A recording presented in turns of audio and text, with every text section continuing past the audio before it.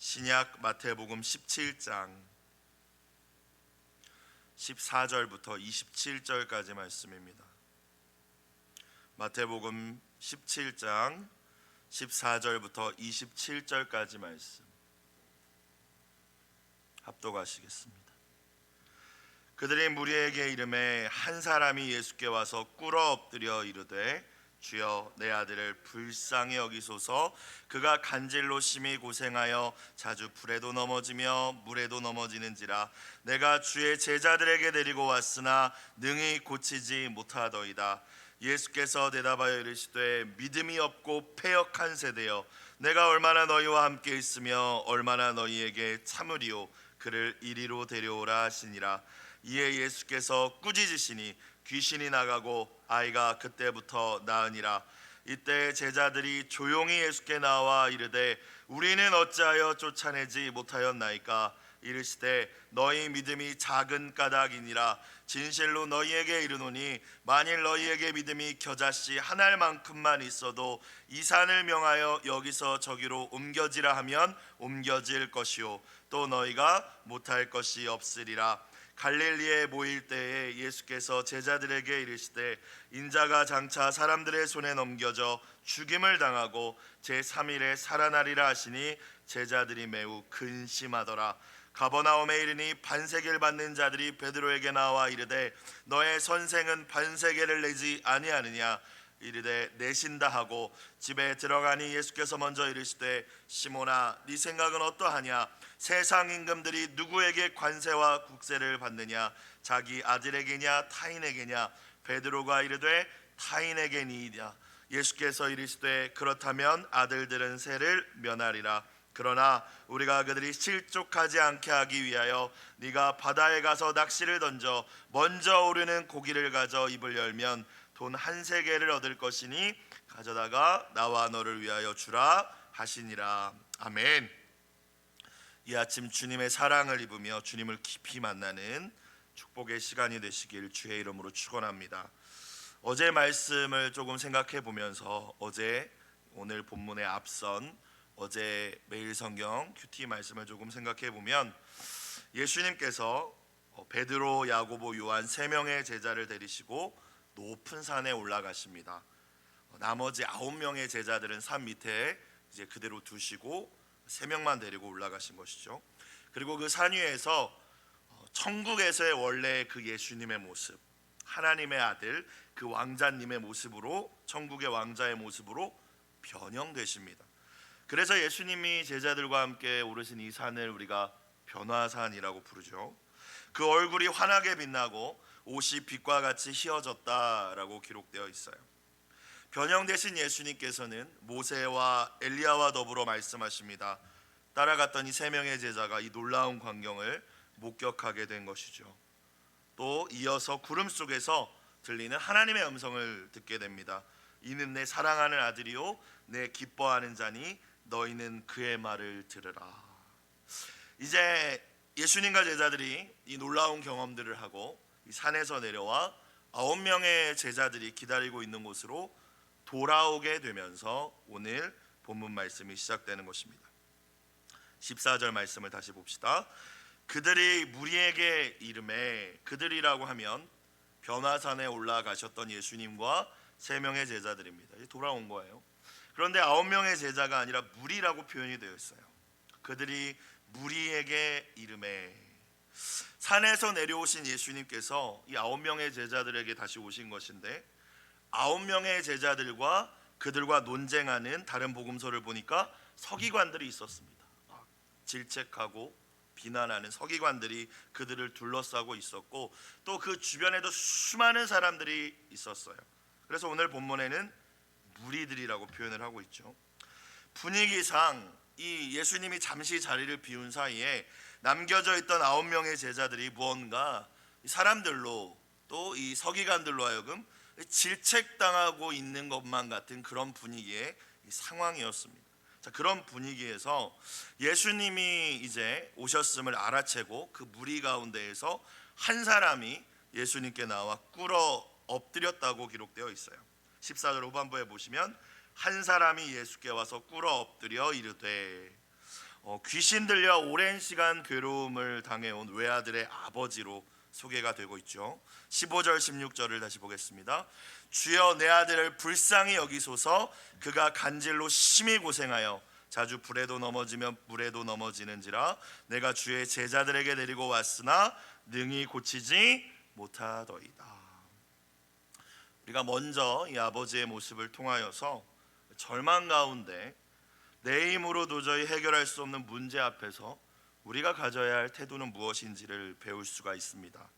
어렵지 않죠. 간단하죠. 첫 번째는 예수님께 나아오는 거예요.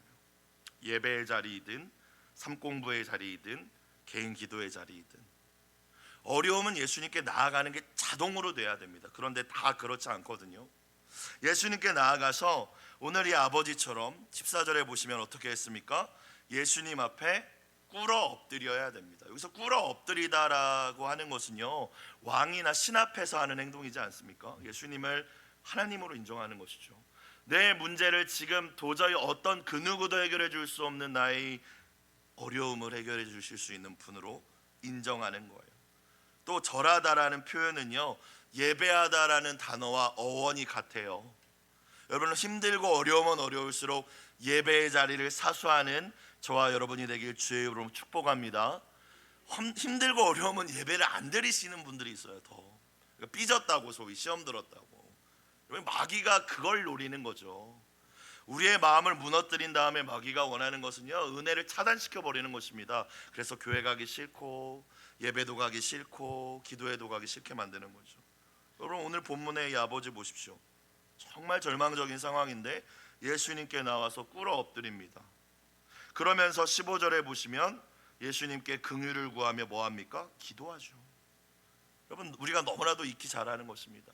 힘들고 어려울 때 예수님께 나아가서 예배를 더욱더 회복하시고 주님의 긍휼을 구하며 기도하실 수 있는 저와 여러분의 신앙이 되길 주의 이름으로 축원합니다. 그저 불쌍히 여겨달라고 기도하는 거예요. 뭐 어려운 말들로 기도할 필요 없지 않겠습니까? 주님 다 아시는데 주님 나 좀 불쌍히 여겨 주옵소서. 오늘 이 아버지가 이렇게 주님께 간구합니다.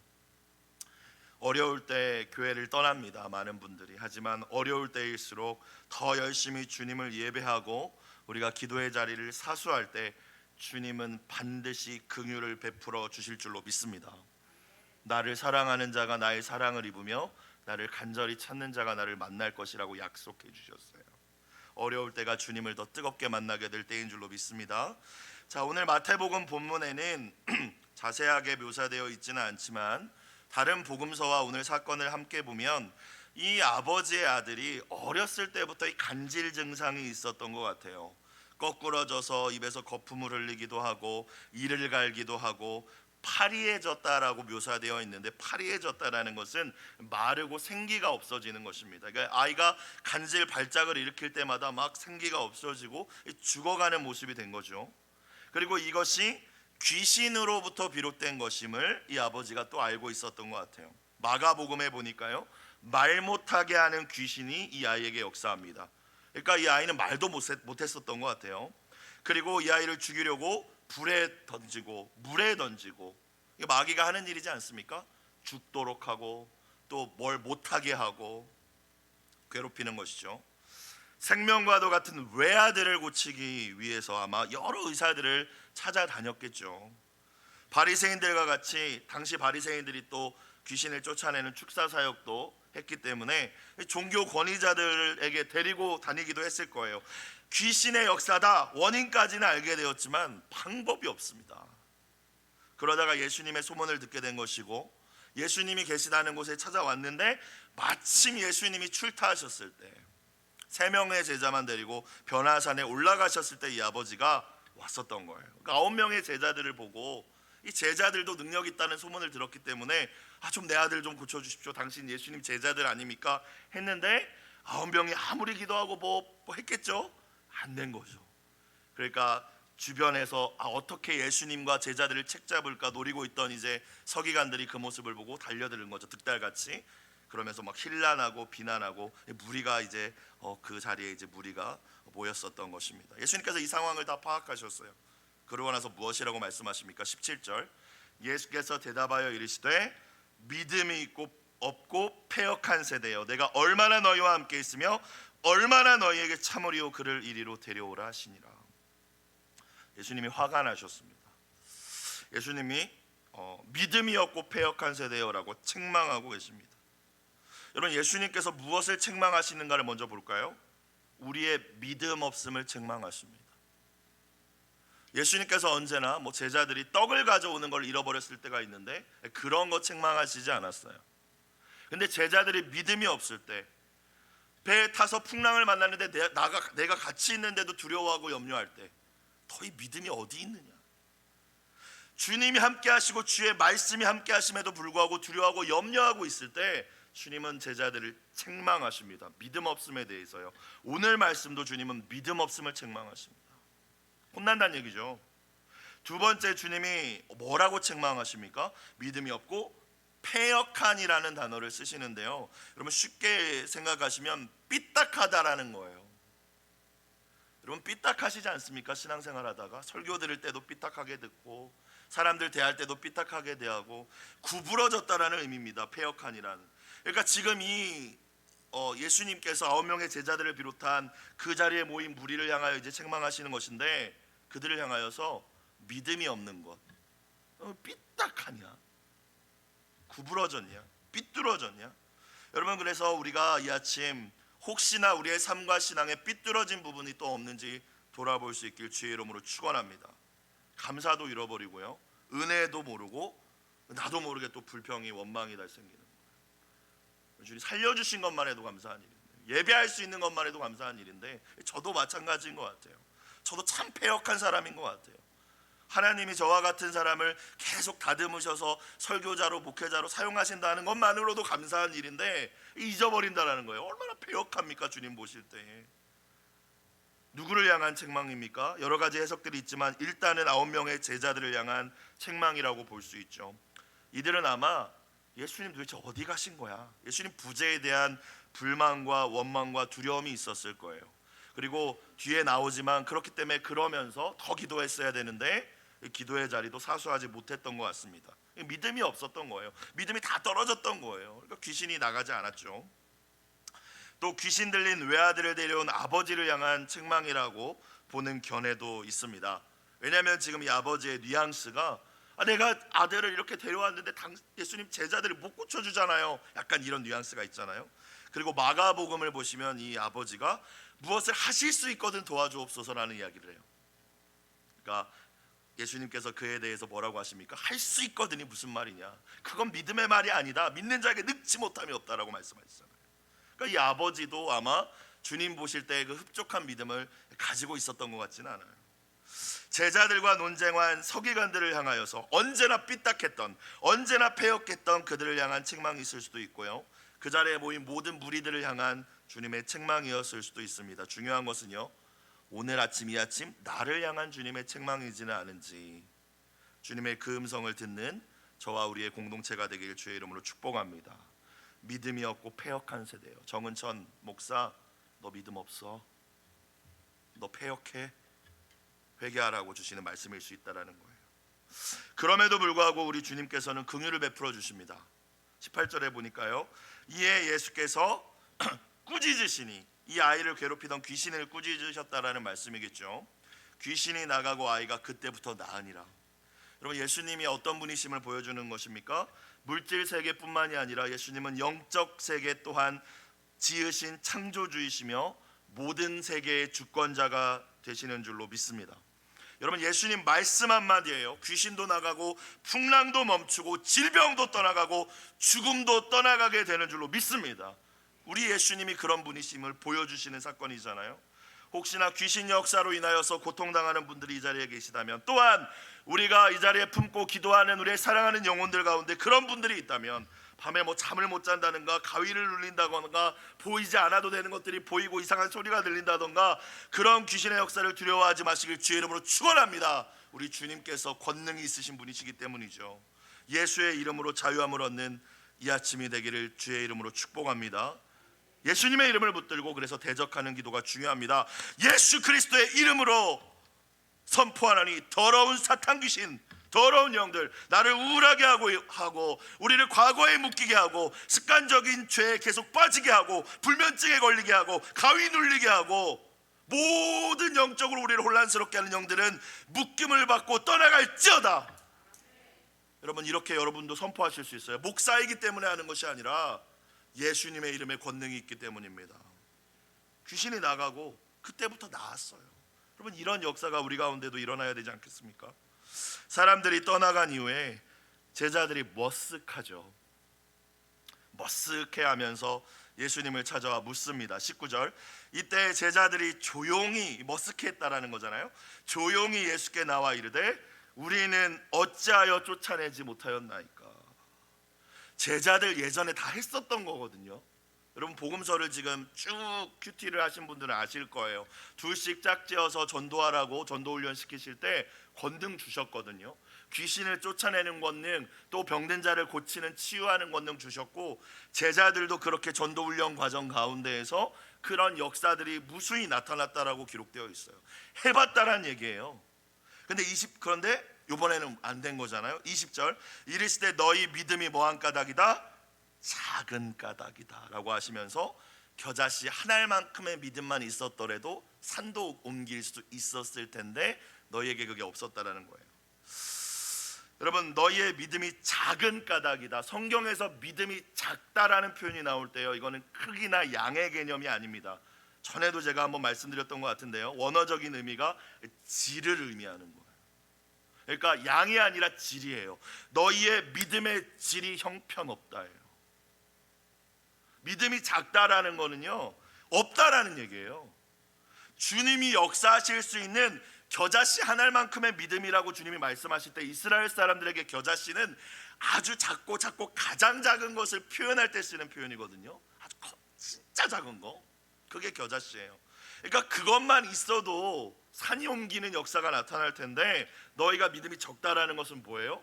그 믿음 없다라는 거예요. 살아있는 믿음 아니라는 거예요. 중요한 것은 믿음의 양 크기, 그렇게 표현하는 게 아니라 있느냐 없느냐라는 것이죠. 믿음은, 그러니까 질이 나쁜 믿음이라는 거는요, 거짓 믿음이라는 거는요, 믿음이 아니라는 거예요. 99% 하나님을 신뢰하고 1% 불신하는 것은 믿음이 아니라는 거예요. 반면 누군가가 가지고 있는 믿음이 겨자씨만해 보일지라도 그것이 생명을 품고 있는 산믿음이라면 산을 명하여, 산은 겨자씨와 비교되는 개념이지 않습니까? 어마어마한 내 힘으로 해결할 수 없는 태산과도 같은 문제도 믿음으로 해결할 수 있다라고 주님이 말씀하신 것이죠. 20절의 후반부를 보니까 너희가 못할 것이 없으리라. 여러분, 이것은 불가능이 없다라는 말씀입니다. 믿는 자에게 능치 못함 없다라는 거예요. 여러분, 우리가 신앙생활하면서 예수님을 믿노라 하면서 좌절하는 이유는요, 가만히 들어보면 저도 그래요. 시험 들고 좀 낙심됐을 때 핑계 댑니다. 이 사람이 이렇게 했고 환경이 이렇고. 여러분, 근데 자세히 들여다보면요, 우리 믿음 없기 때문입니다. 겨자씨만한 믿음도 없기 때문이에요. 우리에게 말은 번지르르 한데 그 믿음이 생명을 품고 있는 믿음이 아니니까 매번 우리가 똑같이 넘어지고 어떤 역사도 경험하지 못하는 건 아닙니까? 여러분, 오해하지 마십시오. 지금 제가 이야기하고 있는 믿음이라는 것이요, 할 수 있어, 해보자, 여러분, 이거 이야기하는 거 아닙니다. 긍정적인 사고 이야기하는 거 아니에요. 뭐든지 다 할 수 있다라는 자기 확신 이야기하는 거 아니에요. 내가 원하는 대로 기도하면 하나님 다 이루어 주시겠지, 이런 거 이야기하는 거 아닙니다. 믿음이란 하나님과 하나님 말씀에 대한 절대적인 신뢰임을 믿습니다. 하나님의 선하신 뜻대로 반드시 응답하시고 이루어 주실 것이다. 선으로 인도하여 주실 것이다. 당장 눈앞에 내가 기대하는 상황이 아니어도 합력하여서 결국에는 최고의 선으로 나를 인도해 주실 것이다를 믿는 믿음이 믿음인 줄로 믿습니다. 제자들은 지금 9명의 제자들은 이 믿음이 약해져 있었던 거예요. 이 믿음이 사라져 버렸었던 거예요. 주님이 부재하시는 이 상황 속에서 아니 왜 3명만 데리고 다녀 맨날, 이런 불만이 있었을 수도 있고요. 또 주님이 없는데 이런 사건이 닥치니까 불안했을 수도 있고요. 어찌되었건 믿음이 없었던 거예요. 마태복음 21절, 오늘 본문의 21절은 없음이라고 기록되어 있는데 여러 가지 사본들이 있어요. 그래서 어떤 사본에는 21절이 있는 사본이 있는데 이렇게 기록되어 있다고 해요. 기도와 금식 외에는 이런 종류의 귀신은 나갈 수 없다. 또 마가복음을 실제로 보면 마가복음에는 기도 외에는 이런 종류 귀신은 나갈 수 없다라고 기록되어 있거든요. 그러니까 이것이 여러 가지 사본 가운데 사라져버린 것도 있어서 결국에는 없음이라고 이렇게 표현되어 있지만 분명히 예수님께서 기도 말씀도 하셨던 것 같아요. 제 생각에. 무엇을 우리가 알 수 있습니까? 겨자씨만한 믿음이라 할지라도 살아있는 믿음과 기도랑 상관관계에 있다라는 거죠. 기도 말씀을 하셨다라는 것은 참 믿음일 때 하나님이 역사하시고 귀신도 떠나가는 놀라운 역사가 일어나는데, 기도, 특별히 때로는 금식을 동반한 간절한 기도를 통하여 성령님 우리에게 다시 믿음을 불어넣어 주시고 그 믿음이 역사를 일으킨다라는 말씀인 줄로 믿습니다. 사랑하는 여러분, 한 번 은혜 받은 걸로요, 예전에 부흥회 때 불 받은 거 한 번으로요 우리 사명 절대로 감당할 수 없습니다. 매일 치열하게 기도의 자리를 사수하고 때로는 금식하며 기도할 때 우리 안에 성령의 불을 꺼뜨리지 않게 될 줄로 믿습니다. 성령의 불이 타오를 때 비로소 하나님을 향한 우리의 믿음이 살아 역사하는 믿음이 되는 거죠. 아니면은 말만 있는 믿음인 거예요. 장면이 전환되고 빌립보 가이사랴에서 처음 순환과 부활을 예고하셨던 예수님께서 이번에는 갈릴리에서 제자들에게 다시 한번 당신의 죽음과 부활을 예고하시는 장면으로 이어집니다. 22절 23절 갈릴리에 모일 때 예수께서 제자들에게 이르시되 인자가 장차 사람들의 손에 넘겨져 죽임을 당하고 제3일에 살아나리라 하시니 제자들이 매우 근심하더라. 사람들의 손에 넘겨진다, 배신당한다라는 의미가 있어요. 자, 제자들의 모습을 볼까요? 근심합니다. 우리가 주님의 말씀을 듣지만, 예배도 드리지만 근심할 때가 있어요. 예배를 드리고 나서 더 근심할 때도 있어요. 제자들이 그렇지 않습니까?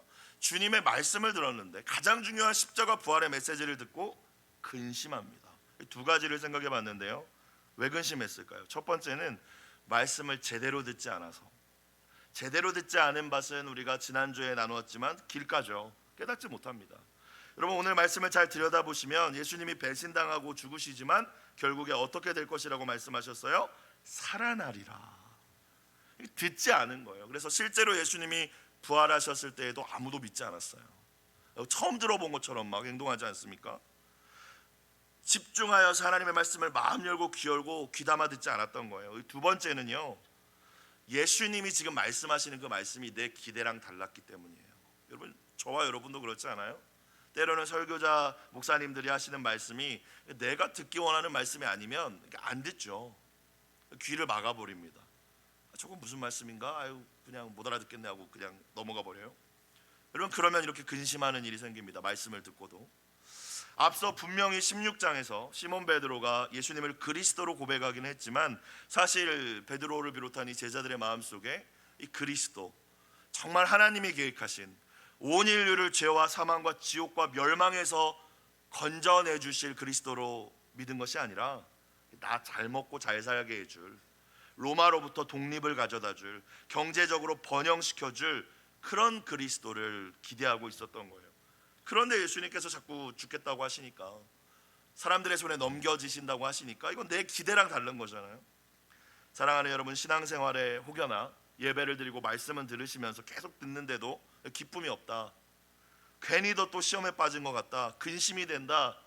여러분, 뭐가 문제일까요? 오늘 제자들도 근심했다고 하잖아요. 하나님의 말씀을 집중하여 나에게 주시는 음성으로 듣고 마음을 열고 잘 들으실 수 있기를, 또 성령님께 바르게 깨닫게 해달라고 기도할 수 있는 여러분이 되시길 주의 이름으로 축원합니다. 그리고 또 한 가지는 나의 기대와 다른 말씀이 주어질 때에도 그럴 때 많거든요. 우리의 생각과 하나님의 생각이 다르기 때문에 그때도 아멘하며 주님의 뜻에 순종할 수 있는 저와 여러분이 됐으면 좋겠습니다. 자, 오늘 마지막 에피소드는요, 24절 이후에 반세겔과 관련된 이야기예요. 24절 가버나움에 이르니 반세겔 받는 자들이 베드로에게 나와 이르되 너의 선생은 반세겔을 내지 아니하느냐. 이 반세겔이라는 것은 이제 화폐 단위인데 그 당시에 드라크마라는 단위를 쓰기도 했고요, 이 세겔이라는 단어를 무게 단위기도 합니다. 쓰기도 했어요. 그래서 이스라엘 사람들에게 반세겔 그러면은 구약에도 나와 있지만 성전세입니다. 성전세. 성전을 유지하고 보수하고 때로는 그곳에서 봉사하는 사람들을 위하여 쓰여져야 되는 뭐 그런 개념의 돈이었어요. 로마 정부를 위해서 걷는 세금이 아니라 유대인들의 어떤 신앙 공동체를 유지하기 위한 거였습니다. 그래서 세리가 걷지 않고 24절에 보니까 반세겔 받는 자들이라고 표현되어 있잖아요. 세리들이 걷던 세금이 아닙니다. 자, 성전을 위하여서 아마 따로 세운 자들이 유대인들에게는 이 세금을, 이 반세겔을 걷었었던 것 같아요. 그러면서 유대인들은, 정통 유대인들은 이 성전세 반세겔을 내므로 유대인으로서의, 우리가 비록 로마의 지금 압제 아래 있지만 우리는 하나님의 백성 선민 유대인이야, 아마 이 정체성을 지켰던 것 같습니다. 자, 아마도 그리고 이 반세겔 받는 자들은 이 종교 지도자들과도 연관이 있었던 것 같아요. 그래서 24절에 보시면 바로 공격하지 않습니까? 베드로에게 이제 예수님 보고 뭐라고 하는 거죠? 왜 안 내냐 이거죠, 그렇죠? 왜 반세겔, 왜 성전세 안 내냐라고 이야기합니다. 25절 이르되 내신다 하고 집에 들어가니, 자, 베드로가 일단 말은 해놓고 집에 가서 예수님한테 이 사정을 이야기한 거예요. 예수께서 먼저 이르시되 시몬아 너의 생각은 어떠하냐? 세상 임금들이 누구에게 관세와 국세를 받느냐? 자기 아들에게냐 타인에게냐? 베드로가 이르되 타인에게니이다. 예수께서 이르시되 그렇다면 아들들은 세를 면하리라. 예수님께서 성전의 주인이시죠. 하나님이십니다. 성전세를 내실 이유가 없죠. 그리고 또한 예수님과 함께하는 제자들, 또 우리가 예수님을 믿는 자는 하나님의 자녀가 되지 않습니까? 자녀한테 세금을 먹이는 임금은 없겠죠. 그것을 가르쳐주고 계시는 거예요. 성전세를 의무로 뭐 감사함으로 드리는 거는 뭐 괜찮지만 이거 의무가 아님을 설명해주고 계신 거예요. 베드로에게 이것이 진리임을, 내가 그리스도이고 또 너희가 아버지의 자녀이기에 이것이 의무가 아님을 가르쳐 주신 거예요. 베드로는 깨달을 수 있기 때문에 가르쳐 주십니다. 야, 그러니까 내지 말자. 근데 그렇게 안 하시잖아요. 포인트는 27절입니다. 뭐라고 말씀하십니까? 반세겔을 걷는 자들은 근데 예수님을 그리스도라고 믿지 않았습니다. 하나님의 아들이라고 믿지 않았어요. 그래서 만약 예수님께서 이것이 진리이고 사실이고 진짜지만 베드로에게 말씀하신 대로 내실 이유가 없지만, 내지 않아도 되지만 받아들이지 못하는 자들에게 예수님께서 그것을 설명하거나 논쟁하시지 않으십니다. 내시잖아요. 그리고 그 이유가 무엇입니까? 27절 그러나 낼 의무 없지만, 우리는 자유하지만 그러나 우리가 그들이 뭐하지 않게 하기 위하여, 실족하지 않게 하기 위하여 베드로 시켜가지고 낚시하게 해서 내게 만들죠. 여러분, 이 포인트를 오늘 붙잡으실 수 있기를 바라는데요, 성숙한 신앙은 뭐예요? 나에게 그리스도의 복음으로 말미암아 주어진 자유를 나를 위하여 사용하지 않는 것이 성숙한 신앙인 줄로 믿습니다. 누군가가 나의 행동 하나로 인하여 실족한다면 하지 않는 거예요. 여러분, 제가 특별히 사역자, 후배 사역자들한테 인스타그램에 뭐 처먹은 것 좀 올리지 말라고 이야기하거든요. 뭐 자랑할 만한 것 좀 올리지 말라고 이야기하거든요. 여러분, 누군가는 그걸 보고 실족하고 공동체에 누군가는 믿음이 떨어지는데 참 답답합니다. 보면서, 그런 모습을 보면서. 여러분, 성숙한 믿음은 뭐예요? 한 사람이라도 나의 자유함으로 인하여 실족한다면요, 하지 않는 거예요. 사도 바울이 이 정신을 그대로 따라서 어떻게 행동합니까? 고린도전서를 보면 우상에게 바친 그 시대의 고기는 다 우상에게 바쳤던 거였어요. 사도 바울이 뭐라고 이야기해요? 나는 자유하지만 우상은 아무것도 아니기 때문에 이 고기를 먹어도 아무 상관없지만 누군가 내 모습을 보고 실족할 사람 한 사람이라도 있다면 평생 고기를 먹지 않겠다. 이게 사도 바울의 고백이잖아요. 여러분, 크리스찬이 왜 술 담배를 하지 말아야 됩니까? 건강에 안 좋아서, 우리 몸이 주님의 성전이니까. 물론 그것도 중요한 이유이지만 여러분이 그런 모습을 보일 때 여러분의 자녀와 주변에 있는 연약한 누군가가 믿음이 떨어진다면 여러분, 그 책임은 우리에게 있기 때문이에요. 그렇기 때문에 우리가 우리의 자유를 스스로 포기하는 것이지 않습니까? 오늘 예수님의 모습이 그 모습이에요. 사랑하는 여러분, 나의 자유가, 우리는 예수님 안에서 자유합니다. 그렇죠? 말씀과 기도로 모든 음식들이 가능하잖아요. 모든 것들이 가능해요. 하지만 모든 것들이 우리에게 유익한 것은 아니라고 말씀하셨습니다. 나의 행동 하나가, 나의 말 한마디가요, 나는 자유하게 하지만, 나는 뒤끝없다고 하지만 누군가의 마음을 실족하게 한다면 그 자유를 그리스도를 위하여서, 그 사랑하는 형제의 영혼을 위하여 내려놓을 수 있는 저와 여러분이 되시길 주의 이름으로 축원합니다. 여러분, 오늘 말씀을 통하여서 어떤 주님의 음성을 들으셨나요? 믿음이 없고 패역한 세대요, 혹시 이렇게 책망하시는 주님의 음성을 듣지는 않으셨습니까? 한 주가 또한 새롭게 시작됩니다. 주님이 우리에게 사명을 주셨다. 사명을 위해서 생명을 걸라라는 말씀을 주일날 우리에게 주셨는데 그 말씀을 붙잡고 매일매일 주시는 말씀을 먹으며 승리하는 한 주간이 되시길 주의 이름으로 축원합니다. 기도드리겠습니다.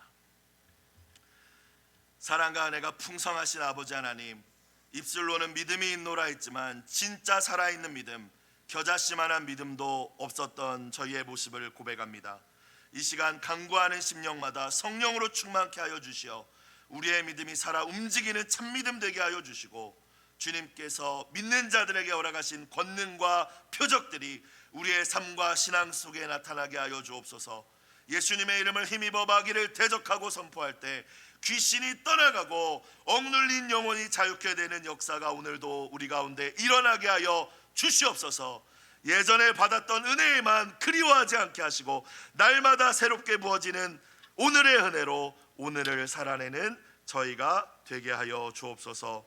예물 드린 손길을 기억하여 주시고 함께 드린 눈물의 기도를 응답하여 주옵소서. 예수님의 이름으로 기도드리옵나이다. 아멘.